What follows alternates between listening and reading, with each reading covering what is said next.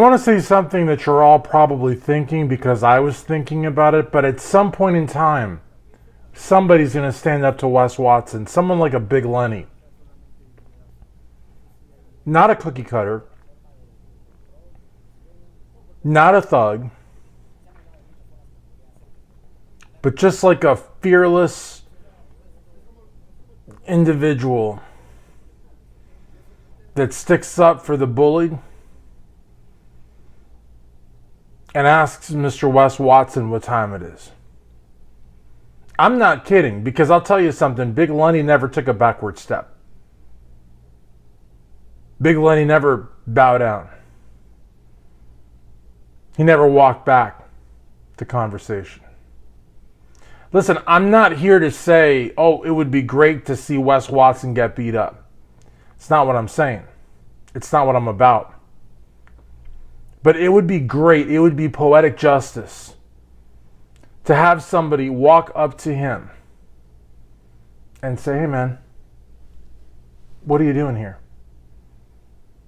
Like literally, what are you doing in the sport of bodybuilding? You're making a lot of money. But look at the black eye you're giving the sport. You beat up a special needs man at the gym. Came up with this whole lie about self-defense. Got totally exposed. And here you are at CVS just being a jerk. And at some point, I don't know if, Wes Watson will be at the LA Fit Expo. LA Fit Expo is happening right now. Or it's going to happen, right? It's going to happen this weekend, actually. Is he going to be there? Do you know? Does anybody know? I know Kali Muscle will probably be there. And the Strength Cartel will probably be there. So I would imagine he's going to be there. Is this the mentality that we want in a sport of bodybuilding? Is anybody, because I thought like what Eric Kanevsky did was really funny. And I don't know if he's going to be going to Elevation Gym. And I think that humor is very powerful. I think that what John Bravo is doing and Baller Busters and Greg Doucette, I think what they're doing is very powerful because they're actually doing the investigative journalism. So it's like what Eric Kanevsky does in the sense that he is, getting people to ask the question and getting people to just kind of like look more into Wes through humor. The others are doing it through exposés and actually showing the truth. But who is going to actually step up to this character without trying to settle it with fists, without being a thug, but at the same time, kind of having that Big Lenny-esque quality of, and it's not just Big Lenny-esque, it's also like Mike Quinn-esque, just very, look, I'm not here to fight, but, say the word and, it's going to happen. You know what I mean? It just kind of like, because honestly, I think if we got anything from the Elevation Gym, Elevation Fitness beatdown, is that one-on-one, this guy can't do anything. Just like the kid at Walgreens or CVS or whatever. Because really, what's the difference, right? They're both public places they're both private businesses, but they're open to the public. They both had CCTVs everywhere.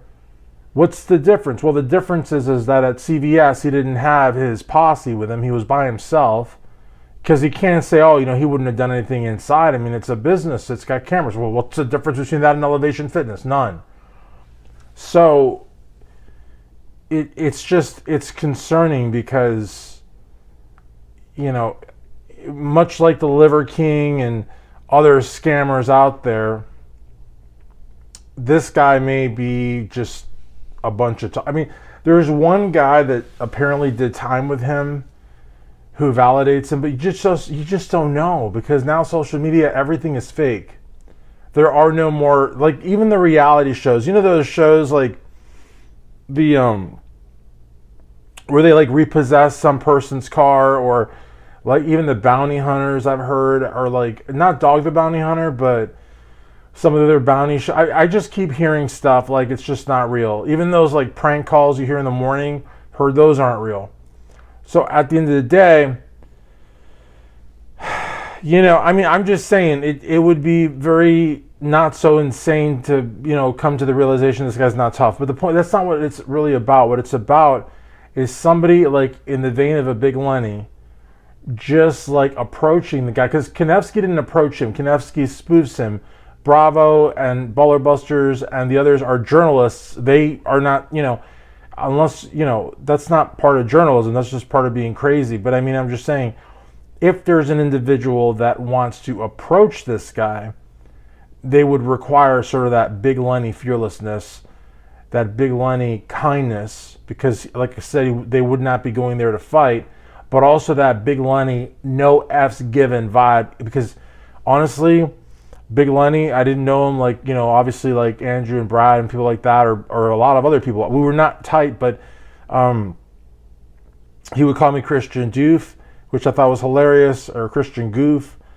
A couple rubies there. We were, like hung out the whole day pretty much, and then trying to get them on Iron Mag TV, several negotiations. It didn't, it seemed like they were going to like be successful, but they weren't. We just couldn't come, negotiations. We couldn't come up to the specifics of it all, But I do know that he was that kind of dude. I mean, honestly, he was the kind of dude I think that Wes wants to portray or does try to portray on these videos.